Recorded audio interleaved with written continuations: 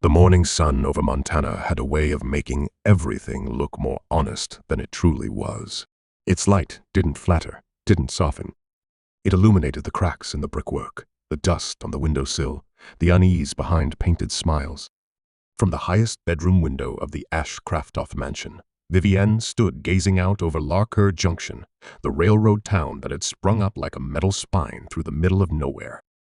Her hands were clasped in front of her, twisting her mother's old wedding ring around her finger, as she did every morning since Catherine Ashcraftoff had passed 5 years ago. Down below, smoke rose in little gray tendrils from chimneys and camp stoves, mingling with the scent of baking bread and brewing coffee. It was a scene full of life, full of purpose. And yet, within the polished, expensive silence of the mansion, Vivienne felt none of that vibrancy. Her world had become one of careful glances, of practiced grace, of attending social gatherings where nothing was said but everything was decided. She was 28 years old and surrounded by every luxury her father's mining empire could buy. Dresses from Paris, books from Boston, and jewelry that never made her feel more than decorative. But all of it together couldn't mask the growing ache inside her chest. The feeling that she was waiting for her life to begin while everyone around her kept writing chapters for her in a book she hadn't agreed to. A knock on her door broke the silence. "Miss Vivienne," came Rosa's voice, gentle but firm. The housekeeper was more than a servant. She'd raised Vivienne like a second mother. "Your father requests your presence in the study." Vivienne didn't turn from the window immediately. She took a breath, twisting the ring one last time before letting it rest. "Another suitor, Rosa." Rosa entered with a breakfast tray, the aroma of coffee and toast warming the cool room. Her expression was unreadable, but her eyes held something close to concern. "Mr. Harrison Whitfield, from Denver." Vivienne sighed and moved to sit at her vanity, letting Rosa set the tray down beside her. She looked at her reflection, the deep blue of her silk morning dress, the careful curls of her auburn hair, the pale face of a woman playing a role. "Tell me, Rosa," she asked, keeping her voice light but curious. "Do you think my mother would have chosen differently if she knew this would be my life?" Rosa's hands paused mid-motion, smoothing the sheets. "Your mother chose love, Mia. She once told me she would rather live in a cabin with a man who saw her soul than in a palace with one who saw only her face." The words struck like a match inside her. That was what Vivienne longed for, to be seen, not assessed. To be valued, not acquired. To be more than a piece in her father's empire-building game. She left her room shortly after, descending the grand staircase with slow, measured steps. The house was quiet, but for the ticking of the ornate clock in the hall and the muffled voices behind the study door. When she entered, the scent of tobacco and leather met her first, followed by the sight of her father seated behind his massive desk and a man already waiting in the opposite chair. Harrison Whitfield stood as she entered, tall and trim, with a sharp suit and sharper eyes. He bowed slightly, then took her hand to kiss it. His touch lingered too long. His gaze swept over her like an appraisal. "Miss Ashcraftoff," he said, "you look radiant." Vivienne offered a smile that didn't reach her eyes. "Mr. Whitfield." The meeting proceeded exactly as she expected. Her father and Harrison discussed investments, railroads, and how a union between their families could benefit everyone involved. Vivienne sat in silence, a porcelain doll placed for display. Harrison spoke of legacy, of her future children, of her suitability, as if she weren't in the room. When it was over, and Whitfield gone with promises of continued courtship, Vivienne remained seated, her eyes fixed on a large map of mining claims framed behind her father. "He's a good man, Vivienne," Edmund said. "Established, connected, capable of providing you with everything you deserve." She turned slowly. "Everything but affection." He frowned. "Affection is a luxury. Security is a necessity. Your mother understood that." Vivienne shook her head, touching the ring under her glove. "No, my mother married for love." "Your mother married a poor prospector," he corrected. "I became successful. I gave her comfort, and you opportunity. Love alone doesn't put food on the table." The words fell between them like stones. She left the room without another word. Outside, the streets of Locker Junction buzzed with life. The town her family had helped build stood as a monument to her father's success. But to her, it felt like a cage. And as she rode through its dusty roads that afternoon, passing the newly raised platform for the county fair, a thought took root, a dangerous, exhilarating thought. What if she stopped waiting to be chosen? What if she made a choice of her own? As the sun dipped low behind the Stool Mountains, painting the sky in golds and crimsons, Vivienne made a quiet vow. She would go to the fair, not as the Ashcraft heiress, not as a bride-to-be, but as a woman ready to claim something real. She had no idea that in just a few days, she'd walk across that very fairground, look into the eyes of a man the world saw as unworthy, and speak the most audacious words she had ever dared to say.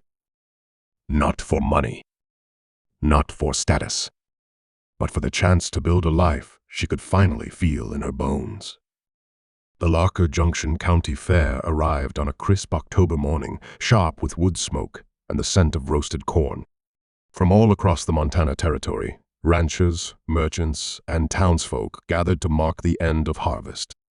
The fairgrounds pulsed with the rhythm of wagons, laughter, fiddle tunes, and the clatter of livestock hooves. It was a celebration of labor and land, a reminder that even the roughest lives could yield moments of joy. Vivienne stood at the edge of it all, her emerald green riding dress catching the early light. It was elegant, yes, but practical too. She wore no diamonds, no silk gloves, only her mother's modest wedding ring and boots sturdy enough for uneven ground. She looked, perhaps for the first time in her life, like a woman rather than a legacy.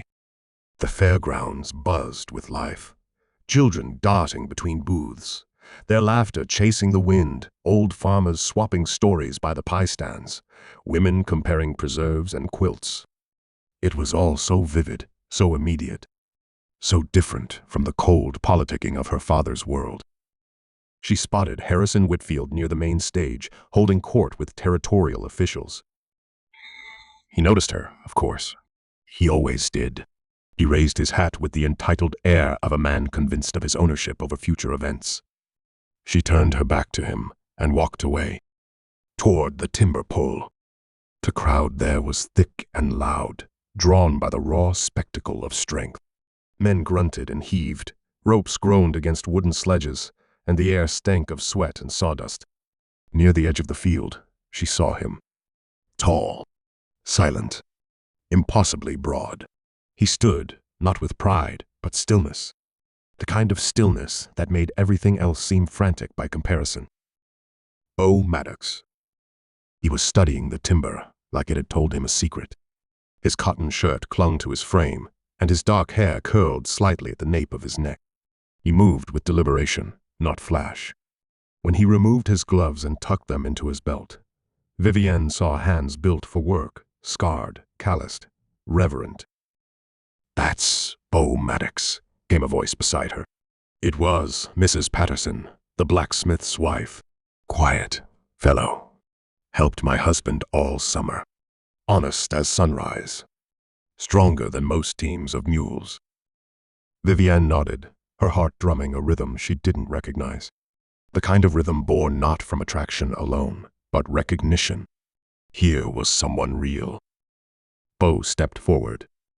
He knelt by the largest log yet, running his fingers along its edge, checking it like a man who knew wood, who respected it. And when he pulled, the world seemed to hold its breath. Muscle met purpose. Sweat darkened his back as the log scraped forward, inch by steady inch.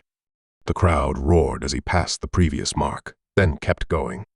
When he finally stopped, Bo simply nodded to the officials, shook a few hands, and retrieved his gloves.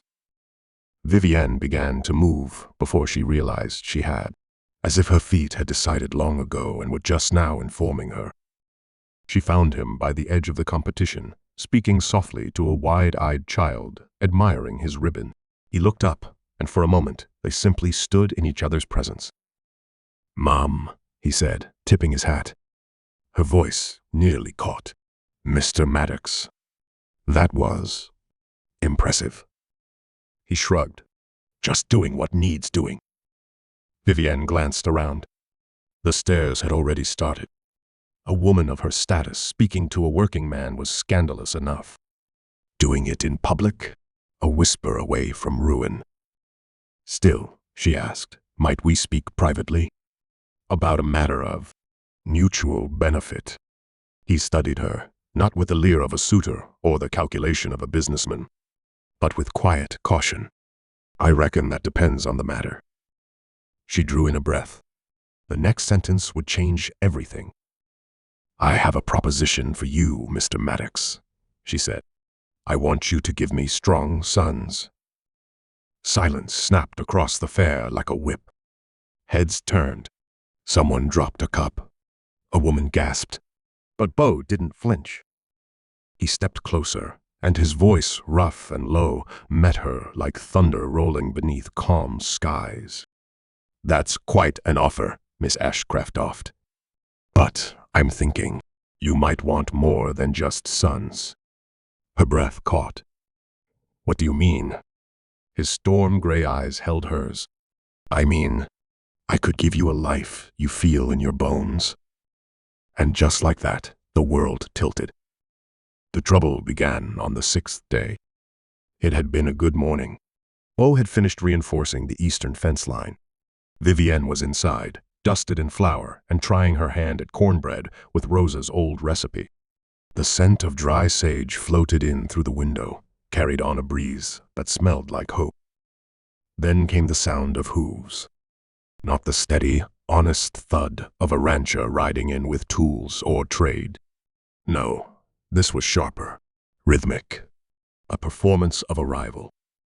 Beau stepped outside first, wiping his hands on a rag. He didn't need to see the man's face to know trouble had come.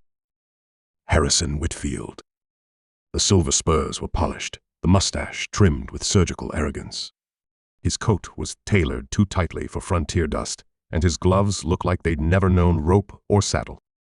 Vivienne appeared behind Beau. Her fingers curled around the porch post when she saw who it was. Whitfield grinned. "Well, now, the prodigal daughter lives." He dismounted in one fluid motion, boots crunching the gravel path Beau had laid 2 days earlier. He moved like he owned every inch of it. "Darlene," he said, brushing invisible dust from his coat, "you've made quite the stir. Half the town is gossiping like hens. You and your companion playing house out here in the weeds." Vivienne said nothing. Her jaw clenched. Beau didn't move, but his eyes never left Whitfield's hands. They were soft, unscarred. A man whose greatest risk was a paper cut. Whitfield walked forward, casual as smoke. "This is beneath you, Vivienne. You're wearing boots and baking bread? You used to drink tea out of china with gold trim." "I still can," she replied coolly. "I just don't need it to feel real anymore." His smile twitched. "Come now. You don't belong in mud. Come home. I'll pretend this never happened." Beau took a step forward, not threatening, just present the way a mountain was present. Immovable. "She said this is home," he said. Whitfield glanced at him for the first time. "Oh, the brute speaks." Vivienne stepped between them, her voice like steel dipped in silk. "He doesn't need to speak for me, Harrison. But he could. And I'd let him." Whitfield's eyes narrowed. "You're making a mistake. You think this experiment will end well. Look at this place. A shack. A patch of dead land. You've traded your birthright for blisters." Vivienne took a step closer. Her voice didn't rise, but it struck like thunder. "I've traded chains for choices. That's not a mistake. That's freedom." There was a pause. A long one. Beau didn't break the silence. He let it sit there, between them, like a challenge laid at someone's feet. Whitfield's face changed. The smile vanished. The mask cracked, and underneath was something uglier. "Do you have any idea what you're risking?" he hissed. "Your name, your future, your inheritance. You think your father will allow this? Do you think Denver society will let you waltz back in after living with what? A hired hand? A glorified ox?" Beau's shoulders didn't twitch. His fists didn't clench. But his stillness was a weapon. Vivienne didn't look away. "I'm not going back to Denver. I don't need their parties. Or their judgments. I'm not property to be displayed on someone's arm." Whitfield took another step. Beau mirrored it. "You'll regret this," Whitfield said, voice low and venomous. "When the money runs out. When the crops fail. When the baby comes, and you're stuck with a man who can't even spell your name." Vivienne laughed. It wasn't loud, but it was real. "Do you hear yourself? You sound afraid." Whitfield blinked. "Of what?" "Of someone choosing a life without you and liking it." There it was. The fury behind the charm, the predator behind the politician. It flared across his face like fire across dry grass. "Your father will hear about this," he snapped. "And when he cuts you off, don't come crawling." Beau stepped forward, now with intent. "She won't have to crawl. We walk forward in this house. Always." Whitfield turned, breathing sharp. "This isn't over." He mounted his horse in one angry motion, yanking the reins so hard the animal jerked. And then he was gone in a storm of dust. Silence fell again. Only the wind dared to linger. Vivienne stood still, eyes fixed on the road where he'd vanished. "He'll come back," she said. Beau nodded. "Let him. We'll be ready." She looked at him, then really looked. At the quiet strength, the steadiness. The way he hadn't raised a fist or a voice but had stood firm like the barn beams he reinforced daily. "I'm not afraid," she whispered. Beau met her eyes. "Neither am I." Inside, the half-baked cornbread had collapsed. But outside, something stronger had risen. The sun rose slow over Oak Ridge, spilling gold across the cracked earth and weathered fence posts. Beau was already out in the east pasture, shirt off, lifting stones that had no business being there. His back glistened with sweat, muscles bunching and flexing as he cleared a path for fence rails he intended to drive in by dusk. He wasn't just building a corral, he was drawing a line.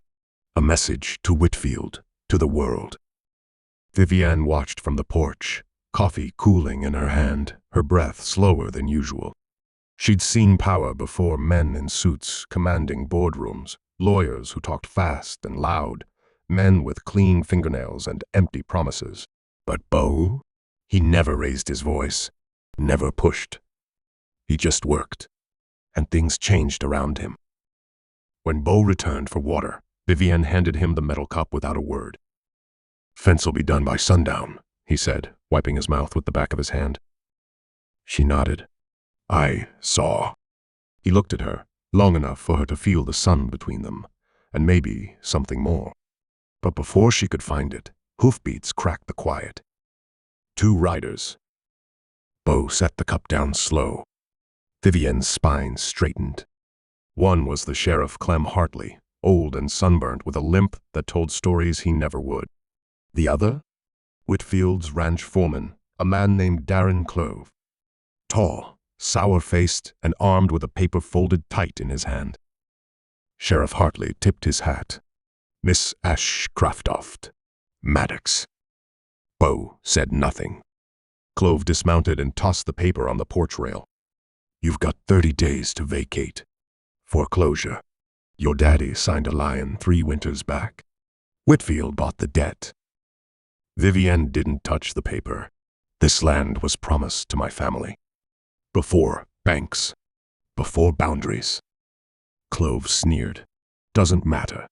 Promise, don't feed lawyers." Hartley cleared his throat, ashamed. "I don't like it neither, Vivienne. But it's legal. He owns the note." Beau stepped forward. He owns a piece of paper. That don't make it right. Clove narrowed his eyes. You threatening me, wild man? Beau's voice stayed calm. Not yet. Vivienne reached out, placed a hand on Beau's arm not to stop him, but to anchor him. Clove mounted again. We'll be back in 30 days, with chains and rifles if we must. They left dust in their wake, and silence behind. Vivienne stood still for a long time. Then she picked up the paper, read it, folded it neatly, placed it inside the coffee tin on the porch. She didn't burn it. Not yet. I didn't know, she said finally. About the lion. My father. He never told me. Beau didn't answer right away. He was staring at the trail they'd come from. I'll fix the fence, he said. Then we talk. By nightfall, the pasture was sealed, and Vivienne was barefoot in the kitchen, kneading bread like her mother once taught her. Beau sat outside on the porch steps, oiling a saddle he'd repaired with thread too fine for a man his size. When she stepped out, flour still on her hands, she sat beside him. I have 15 head of cattle. If I can breed them, that buys time. I still have half the south barn for storage. And the spring hasn't run dry yet. Not fully. Beau nodded. But I don't have a lawyer. Or money. Or a town that wants me to win. He looked up. You have grit. And me. She hesitated. You don't owe me anything. He met her eyes. I didn't stay for debt. And for the first time since she was 17, Vivienne let herself lean. Just slightly. Just enough. Beau didn't move. But he didn't pull away. The next morning, Trouble came dressed in Sunday best. Mrs. Camille Langston, head of the Ladies' Circle and unofficial queen of Larker Junction, arrived in a carriage polished to mirror shine. She wore black gloves and a veil, though no one had died unless you counted reputations. She didn't wait for invitation. Marched up the porch with a spine stiff as scripture. Vivienne, she said, voice like chilled tea. We need to talk. Beau stepped out from the barn, wiping his hands on a rag. Camille saw him and sniffed. You've hired help. Vivienne didn't flinch. Beau Maddox is not help. He's the reason this ranch still breathes. Camille pursed her lips. People are talking. Let them. You know what happens to women who throw their names into the wind. Vivienne smiled, cold and unafraid. Yes, they fly. Camille didn't stay long. When she left, Beau turned to Vivienne. She come here to scare you. Vivienne shook her head. She came to remind me who I used to be. He nodded. And I'm not her anymore. That night, they ate stew under stars. No words. Just the creak of wood and the hum of wind and something blooming beneath silence. They didn't speak of Whitfield again for 3 days. Not because it wasn't on their minds, but because out here, talk was cheap and action was currency. Beau rose before the sun and worked until his shadow disappeared beneath him. Vivienne kept records in the old ledger, her handwriting curling tighter with every number that didn't add up. They needed a miracle. Or a plan. Beau chose the latter. One night, as wind scratched at the shutters and coyotes sang mournfully from the ridge, Beau unrolled a map on the kitchen table. Cattle auction in Mason's Hollow, he said. 2 weeks from now. If we can drive our herd there, we might buy enough time. Vivienne frowned. It's 40 miles. Across open land. Through dry riverbeds and canyons. Beau nodded. I've done it before, but not alone. She looked at him for a long time, then nodded. Then we ride. And that's how it began. They left at first light, Beau on the lead horse, guiding the cattle with whistles and nudges, Vivienne riding behind on a borrowed mare named Sunday. She wore her father's old hat and Beau's old vest, too large for her shoulders, but thick enough to guard against brush and wind. The trail was unkind. Dust filled their throats. Thorns tore at leather. One of the younger calves stumbled into a ravine, and Bo went down after it without hesitation, lifting it across his shoulders and carrying it up the slope like it weighed nothing. Vivienne watched from above, breath caught in her chest. Not just from the effort, but from something else. Something she didn't have a name for yet. That night, they camped near a spring that tasted of iron. Bo set up a fire while Vivienne boiled beans and hard biscuit in a dented pot. "You ever think about leaving?" she asked quietly. Bo stared into the flames. "I did. Long ago. But the land always pulled me back. Like it remembers me." She smiled faintly. "Like it forgives you?" He didn't answer right away. "I don't know if forgiveness is real, but I know what it feels like when something stops hurting." She nodded. "That's close enough." They didn't speak again, but they didn't need to. The silence between them had stopped being empty. Now it carried weight. By the 5th day, the land turned mean. A summer storm rolled over the ridge without warning. Lightning split the sky. The cattle panicked, bolting in every direction. Bo whistled, shouted, rode hard across the herd like a ghost through smoke. Vivienne followed, shouting names she didn't know, pulling reins tight on calves trying to run for shelter that didn't exist. When the worst had passed, they found shelter in a rocky alcove. Vivienne slid from the saddle, soaked and shaking. Her hands were blistered. Her lip bled where a branch had kissed it too rough. Bo came to her, quiet as always, and took her hands. "You're hurt," he said. She shook her head. "Just tired." He looked at her for a long time, then reached into his saddlebag and pulled out a dry shirt. "Change. I'll keep watch." She hesitated, then nodded, turned away. That night, the storm left behind stars as bright as coins in a cold wind that curled under their blankets. Bo offered the wool coat he'd carried since his first season as a wrangler. Vivienne took it, laid it over her legs, but the cold stayed in her chest. "You have family?" she asked. Bo didn't open his eyes. "Used to." "Gone?" He nodded once. "Mine too," she said softly. And in that moment, beneath the stars and silence, a thread stitched between them. Not pity, not even comfort. Just understanding. At dawn, they reached Mason's Hollow. Dusty, loud, smelling of manure and tobacco, and hopes barely holding shape. Bo negotiated like a man who knew every lie in the book. Vivienne stood behind him, silent, eyes sharp, every bit the rancher's daughter. By noon, the cattle were gone. The coins in Vivienne's palm were warm from the sun, heavy with meaning. It wasn't enough to buy the ranch back, but it was enough to make Whitfield wait. Back at the ranch, Bo unloaded supplies while Vivienne counted every cent twice. "You ever think," she said, "what we'd do if we weren't here? If we weren't fighting to keep something that keeps trying to leave us?" Bo looked up. "I wouldn't know what to do with peace." She smiled, a little sadly. "Me neither." But maybe, just maybe, they were starting to learn. And just maybe, for the first time in years, they weren't learning alone. The next week passed, not with thunder, but with waiting. Whitfield didn't return, but his shadow stretched long across the ranch. Vivienne took to riding the fence lines every morning, checking for signs of tampering. She carried a rifle strapped behind her saddle.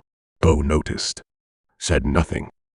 He fixed the barn roof, replaced 3 warped planks on the corral gate, taught Vivienne how to handle the horses without using reins hands lie. Weight tells the truth.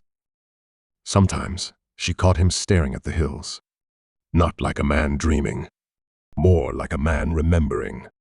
One evening, she found him by the water trough, fixing the pump. "You okay?" she asked. He nodded, then paused. "I used to have a brother." She waited. "We were orphans," he said. "Found by a preacher. Man raised us, honest. Gave us land, too. My brother ran east, said the land would eat us alive. She stepped closer. Did it? Bo looked at his hands. Not me, but it sure chewed him up good.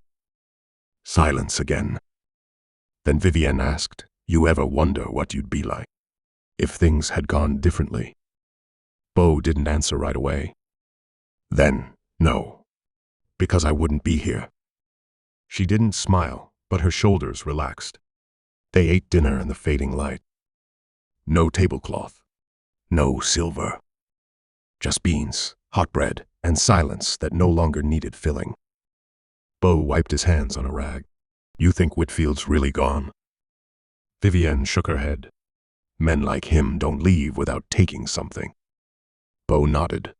Then we build higher walls. Vivienne didn't mean the ranch, but she let it go. That night, thunder rolled in the distance again. But it wasn't clouds. It was hooves. Vivienne bolted upright in bed, reached for the rifle.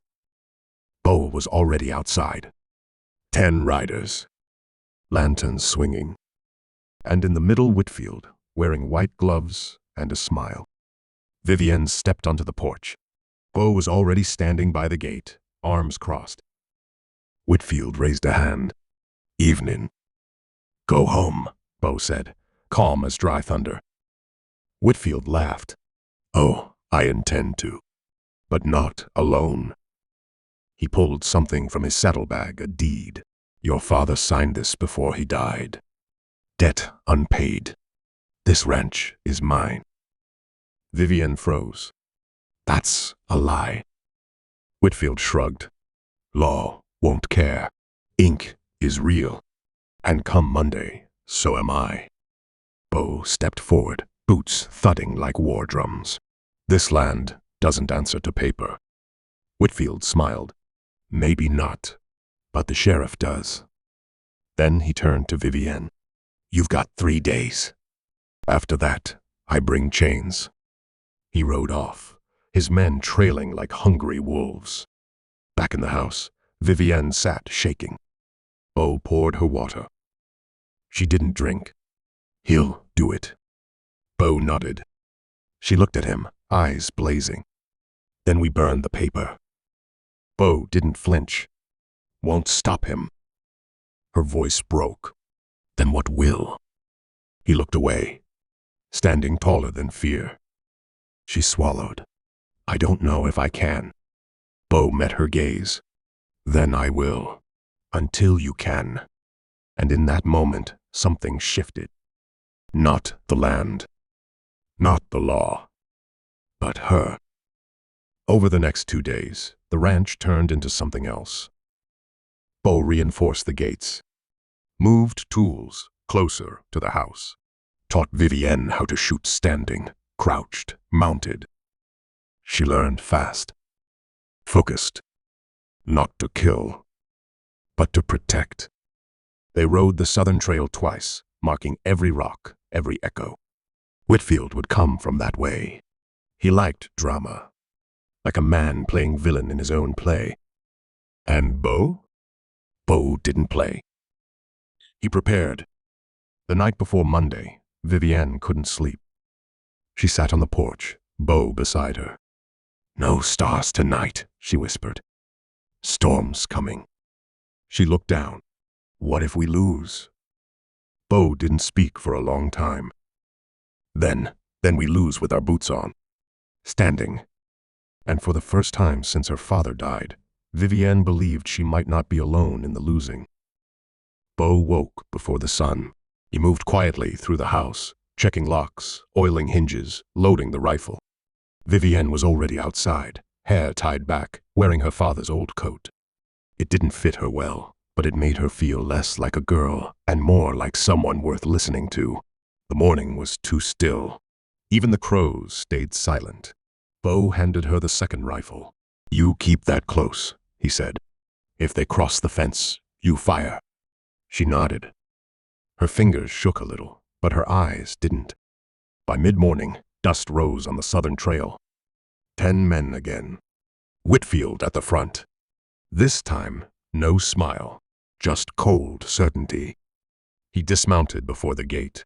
Sheriff Brandt rode beside him. The sheriff wasn't a bad man, just a tired one. He looked up at Vivienne and sighed. Miss Whitlock, I hate this, but the deed looks clean. He handed her the paper. You can appeal it. In the meantime, he has claim. Bo stepped between them. This land was earned, not traded. You want to take it, you'll need to do more than wave paper. Whitfield smirked. Still letting your dog speak for you, Vivienne. She stepped forward. If I had to choose between a dog and a snake, I know where I'd put the leash. The men behind Whitfield chuckled, but he didn't. He turned to the sheriff. I want her off the land. Now. Sheriff Brandt didn't move. Vivienne's voice dropped. My father didn't sign that deed. That's not his handwriting. I have letters. Receipts. Brandt rubbed his temples. You'll have to show a judge. For now, his voice cracked its stands. Whitfield grinned. Then he walked toward the porch. Bo raised his rifle. One more step and you'll regret it. Whitfield stopped. You wouldn't. You don't have the stones. Bo didn't blink. Try me. For a moment, time froze. 10 men, 1 woman, 1 cowboy. Then Vivienne spoke. You want the house? Fine. Take the boards. Take the nails. But the land won't love you back. It doesn't bend to cowards. Whitfield turned, red rising in his face. You're done. Both of you. You'll be nothing by sunset. He turned to leave. Then something happened. One of Whitfield's men broke formation. An older rider, gray around the beard. He looked at Vivienne. Miss Whitlock, he said, I knew your father. He taught my boy to read. He'd never have signed that deed. Another man lowered his head. I didn't come here for a land grab. I came because I was told this was legal. This feels wrong. One by one, they turned. Quietly, they began to ride off. Whitfield yelled after them, but his voice hit dust and disappeared. Only the sheriff stayed. He looked at Vivienne. I'll give you 1 day. Then I have to file a report. He left without another word. Whitfield sat alone on his horse. Then he spat in the dirt and rode off, slower than before. The silence after was deeper than any sermon. Bo turned to Vivienne. That was braver than shooting. She exhaled, knees finally shaking. I didn't know what else to do. Bo looked at the hills. You did fine. Better than fine. That night, they didn't eat. They sat on the porch, letting the sky talk. No stars again, but the wind had changed. It no longer sounded like warning. It sounded like relief. When Vivienne finally leaned her head on Bo's shoulder, he didn't flinch. He let it stay there. No words, no promises. Just the quiet knowledge that some things like land, like love, aren't taken. They're stood on, defended, and sometimes, when the dust clears, they remain. The next morning brought no threats, only sun low and golden like it was blessing the porch itself. Bo stood in the yard, shirt off, sweat, already slicking his back as he chopped wood. Vivienne watched from the kitchen window, her hands wrapped around a chipped mug of coffee. She had made it herself today. Still too bitter but warm, Bo had said nothing when she handed it to him, just nodded and sipped, and that was enough. They didn't talk about Whitfield, not directly, but something had changed. The ranch didn't feel like a place she was guarding anymore. It felt like a place she was growing into. The horses had stopped shying from her. The barn didn't creak the same, and when she swept, the floor dust didn't fly in. Rebellion, it settled like it belonged. That afternoon, Bo brought her to the east fence. It was broken again, wind maybe, or a coyote. They fixed it together, Bo holding the plank steady as she drove the nail. Her arms weren't strong enough to land it the first time, but he didn't take the hammer from her. He waited. She tried again, harder this time. The sound echoed through the dry hills, a sound of something held together by effort, not ease. You're staying then? He asked. Not like a question, more like confirmation. She looked up from the fence and nodded. I think I already did.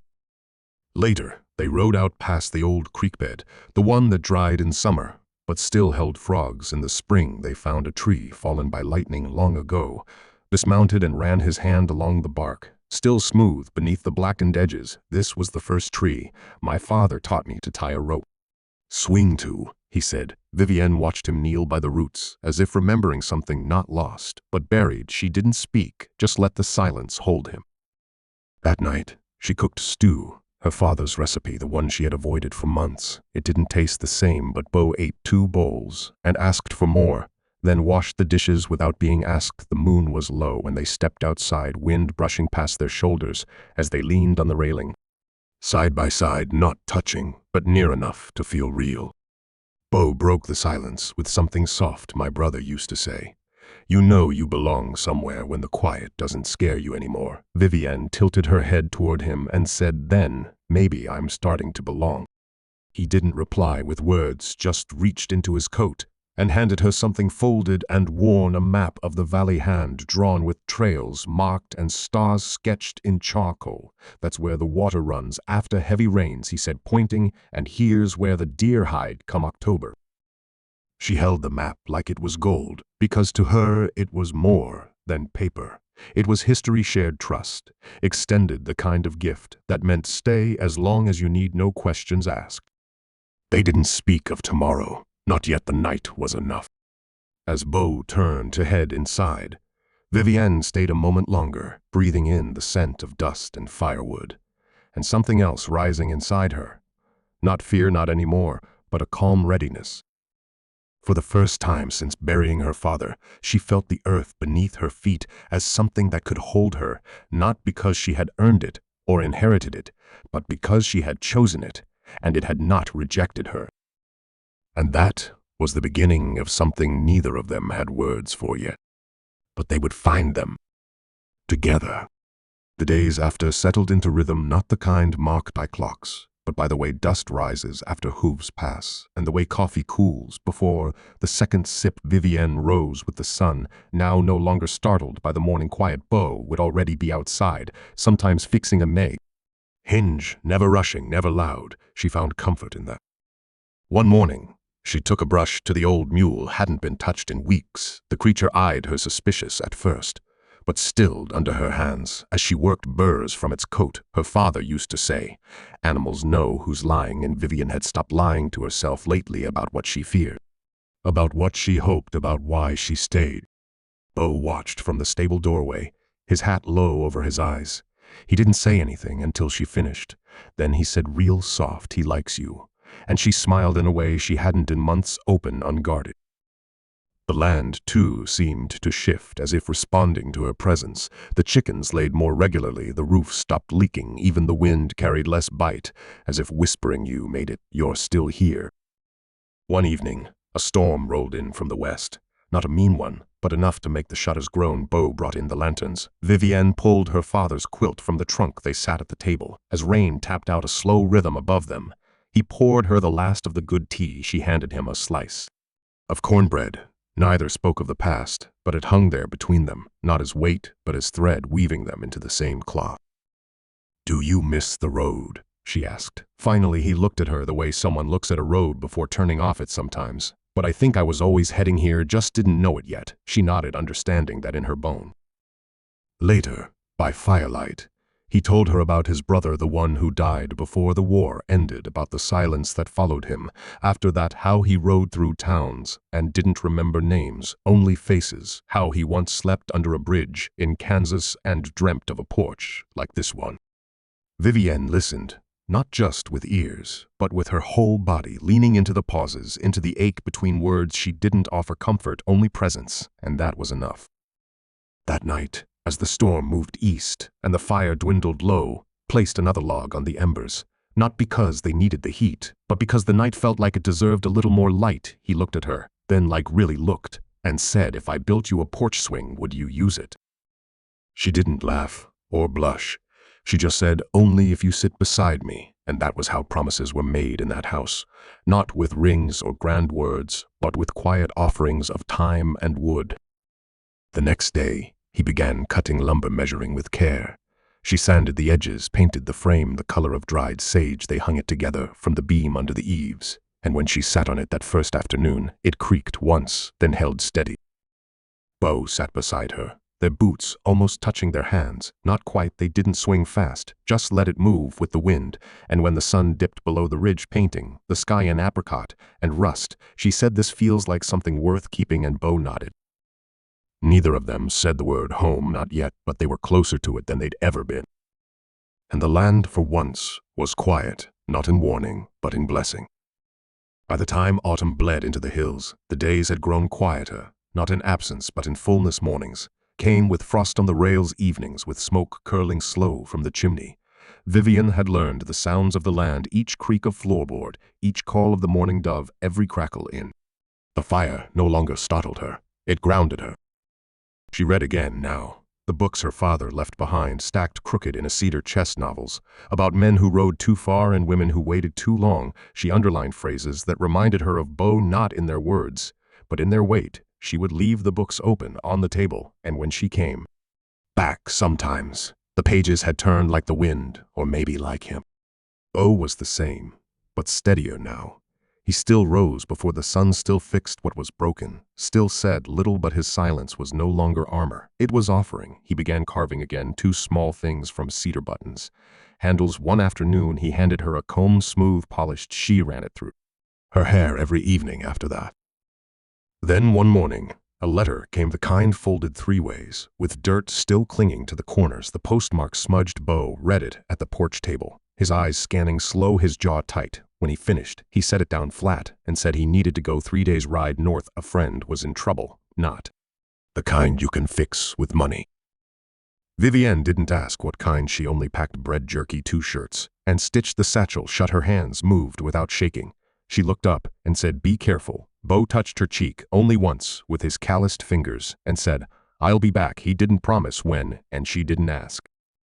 She stood at the fence until he was gone, until even the dust had settled. She went inside, swept the floor, fed the mule cook stew that night, not because she was hungry, but because that's what he would have done. She ate alone by lamplight, the swing out front moving on its own, as if remembering him. Each day after, she kept the place, as if he might return the next hour, the next dusk. She fed the chickens, cleaned the tack, mended the quilt. She hung fresh herbs in the kitchen, rosemary and sage. She waited not by the door, but by living fully in each minute. And each night, she sat on the swing, watched the stars come out one by one, each one steady, unhurried. She thought of his voice, his hands, the way he always looked at the horizon, like it owed him nothing but still gave him peace. On the 8th night, a storm rolled in, wind sharp like old memory rain, striking hard against the windows. She lit the lamp, set it on the table, and pulled the comb from her pocket, ran it through her hair once, twice, then just held it. When the knock came, it wasn't loud, just sure. She opened the door, and there he was.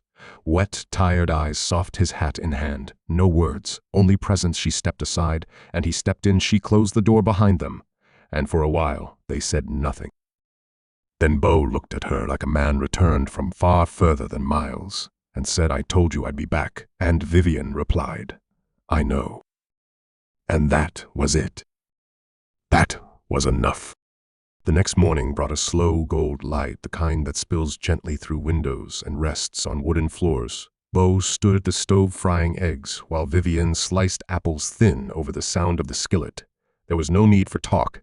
Not yet. Silence had become their shared language, and it said more than any words could. They ate at the table with bare hands and soft eyes, and when she asked how bad it had been, Bo only said enough to remember why I left that life. Vivian didn't press. She only passed him the last slice of bread, and he took it like it meant more than food. Later, he went to the barn, not for chores, but to breathe, to be still with the mule, who snorted once, then leaned close. Vivian watched from the porch, fingers wrapped around a mug of coffee, growing cold. She saw something in him, then something broken that had stopped bleeding, but not yet healed. That afternoon they walked to the ridge together, not speaking, just walking. The wind was light, the sky wide, the land stretching in all directions, like it had no end. Bo stopped at the top, turned to face the house below, small but solid, then looked at her, said, "I never thought I'd want to belong to a place again." Vivienne picked up a rock, smooth and round, held it in her palm, then dropped it where she stood, said maybe belonging isn't something you find, maybe it's something you choose, and Bo nodded once, as if she'd spoken something he'd known but forgotten. In the days that followed, he began adding shelves to the wall, building little things that made the space feel fuller: hooks by the door, a bench under the window, a rack for drying herbs. Vivian cooked more, laughed more, sang, sometimes under her breath, old tunes her mother used to hum. One night, while she peeled potatoes and Bo chopped wood outside, she found a small envelope tucked into her recipe book. Inside was a drawing, rough but clear, of her face in profile lines, etched with care, and at the bottom written in pencil, not bold, just true. It said, "This is the face I came home for." She didn't cry, but her hands shook slightly, and that night when he came in covered in sawdust, she set 2 plates and lit the lamp early.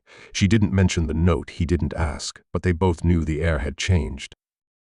They sat long after the plates were clean, steam from the mugs curling upward like smoke from memory. Bo spoke then, quiet.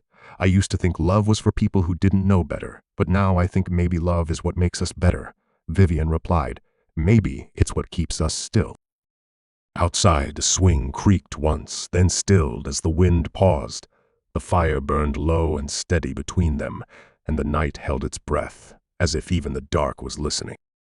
Winter came quietly that year, with a hush that softened even the hardest corners of the land. The river slowed, the trees stood bare, and honest snow came in flurries, not storms, as if the sky itself didn't want to disturb what had begun to settle in that cabin on the edge of nowhere. Bo chopped wood every morning, leaving stacks neat against the wall. Vivian learned to knit with fingers clumsy at first, but steadier each week. She made him a scarf the color of the creek in spring, and he wore it without saying a word, only brushing his hand along it once when she wasn't looking. Nights grew longer, so they filled them with stories, sometimes spoken, more often shared through glances, through the way his hand found hers beneath the quilt, through the way she poured his coffee just how he liked it, with the first cup, always waiting when he came in from the cold. Sometimes they'd read aloud him, stumbling over long words, her laughing, but never mocking. Sometimes they'd sit with the radio, low, grainy music floating through the air like memory, and when the fire crackled louder than the wind, they'd sit in silence, wrapped in the kind of peace that doesn't need explaining. Then one evening, Vivienne stood by the window, her hand resting on the glass outside. Snow fell slow and thick, covering the porch rails, like icing. She said softly, "Bo, do you ever miss it? The before, the wild, the running, the never staying long?" And Bo stepped beside her, arms crossed, looking out too. "Sometimes," he said, "but not like I used to back then. I missed things before I ever had them now. I only miss what's right here when I'm not." And he looked at her like he'd just said a prayer with no God in it, only truth. She leaned into him, and the lamp behind them cast one long shadow across the floor, a single shape, 2 people. Days passed like breath, gentle, unnoticed, until one morning brought a letter again, this time addressed to Vivienne, the handwriting small but urgent, from the town clerk, telling of a woman asking after her name, her face, the ranch, no name signed, only a note, "She's coming from the east." Vivienne's hands went still, her eyes not wide with fear, but something deeper, a memory wrapped in skin. Bo looked at her, asked nothing, waited. She folded the letter once, twice, said, "I think it's my mother." Bo nodded, not surprised, only steady. Said, "If she finds you here, it's not the same as you being found." Vivienne looked up, the firelight catching the gold in her eyes, and said, "I don't know what she wants." Bo answered, then same way he always did, not with words, but with presence, "I'll be here." And that night they sat longer than usual, neither speaking of the letter, neither pretending it hadn't come, but letting it rest there between them, like a guest they didn't yet know how to greet.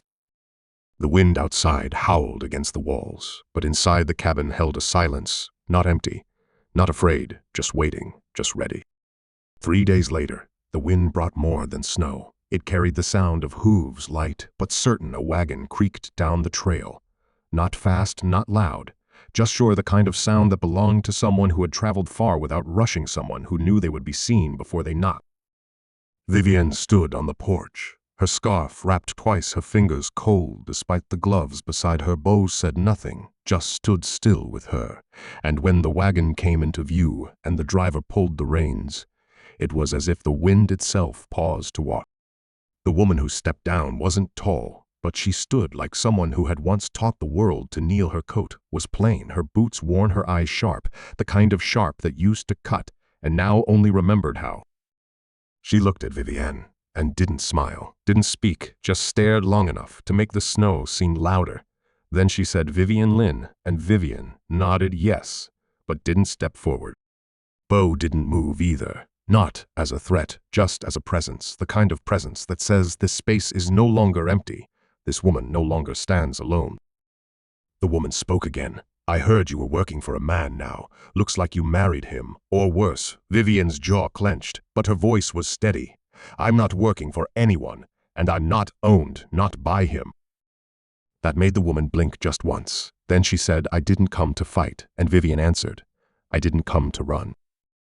They sat inside later around the fire, 3 mugs between them, Vivienne and the woman whose name was Elsie, but hadn't been spoken yet. Bo left them to it, stepped outside into the cold where it was simpler. The conversation didn't come easy, didn't come soft. It came like thawing ice, slow crack by crack, pieces of the past breaking loose. "You left." Elsie said. "I was 17, Vivienne replied, "and you made me choose between your silence and my voice." Elsie looked into the flames and said, "I didn't know how to mother someone who wanted more than to survive." Vivienne didn't answer right away, just stared at the logs burning low, then finally said, "And I didn't know how to love someone who feared her own reflection." They didn't cry, not either of them. They were past that, not because it didn't hurt, but because it hurt too long, too deep to rise now. Before Elsie left the next morning, she stood beside the porch, looking out at the ridge, at the swing, at the small wind chimes Bo had hung with care. She said, "This is a good place." Vivienne said, "It is." Elsie turned to her, touched her arm, lightly said, "I don't know if I can say I'm sorry the right way, but I am," and Vivienne nodded, said, "Maybe some things don't need to be said, just live different next time." Then Elsie climbed back into the wagon, and Bo returned to the porch, his eyes asking, and Vivienne said, "She's not who I needed her to be, but she came, and maybe that's enough." Bo took her hand. Then their fingers laced in quiet, the sun peeking through gray clouds above, and somewhere far off a bird called not lost, just returning. Spring didn't come all at once. It arrived like a whisper through the cracks, like steam rising from the earth, soft, persistent, not asking permission. The snow melted slow, each patch of brown earth a promise. Vivienne began planting again, this time not just herbs or roots, but flowers, little things, with color, marigolds, zinnias, and bluebells, things that wouldn't feed you, but made the world a little less empty. Bo built a fence, not to keep anything in, but to mark where life had taken root, each post driven steady into the soil, each board sanded smooth, like he was building more than wood, like he was framing a future. Sometimes they'd sit together on the porch, no words, just the swing creaking in rhythm with the wind. Bo had fixed it after winter, not because she asked, but because she hummed a tune one night staring at it, and he listened the way some men only dream of listening. One afternoon, she brought him lemonade with mint leaves. Floating at the top, he took it and said, "You keep making things better." And she smiled, said, "You keep giving me something to make better." The quiet between them was no longer hollow. It was rich, fertile, like ground that had been turned and rested, ready for whatever might grow. Then came the news again. Not a letter this time, but from the general store. A young man passing through said there was talk out east about a widow who'd vanished, a ranch sold off a bank account, left untouched, and a brother who'd been asking around. Vivienne's hands went still at the counter. The jar she was filling with tea paused midair. She looked at Bo, and the air between them changed, not tense, not fearful, but alert, like animals in the wild who sense a shift in the wind. She said, "I should have known he wouldn't stop." And Bo said, "Maybe he never started." They walked back home, slow. Each step matched the horizon, wide open, but filled with things unsaid. Back at the cabin, Bo laid his hand on the doorframe, his voice low. "You don't have to run unless you want to."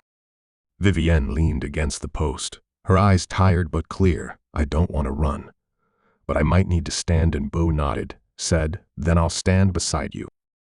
And that night, they talked not of fear, but of lines drawn, of truths claimed, of what a name does and doesn't mean, of what it costs to stay and what it breaks to leave.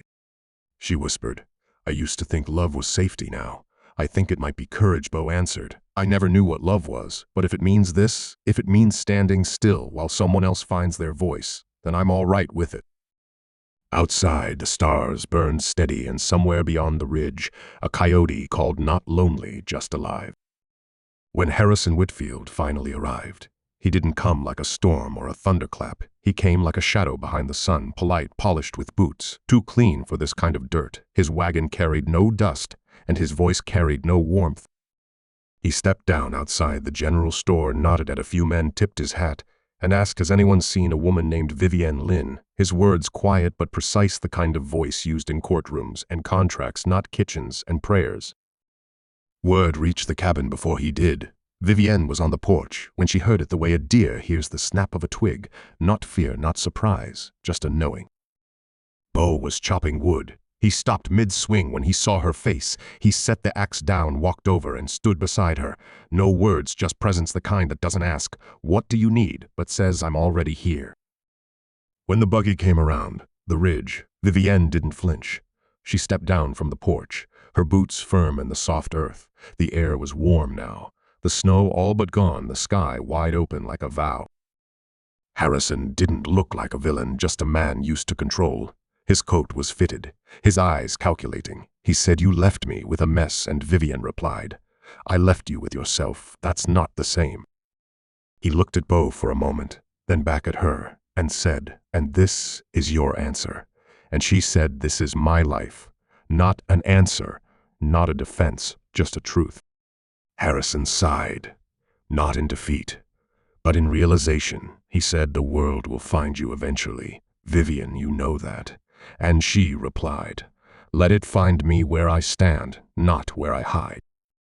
He nodded once, not in agreement, but in acknowledgement. Then, without another word, he turned, climbed back into his wagon, and rode away, not in haste, not in rage, just gone. That night, they sat by the fire, Bo, and Vivienne a little quieter, a little lighter. She looked at him and said, I think I'm done running. And he said, I think I always knew you'd stop here. She leaned her head on his shoulder, and they stayed like that until the fire burned low, until the dark wrapped around them, not as threat, but as comfort. In the weeks that followed, life resumed, not louder, not brighter, just deeper. The flowers bloomed, the fence weathered, the porch swing creaked in the afternoon wind, and two lives, once frayed at the edges, began to weave together thread by thread.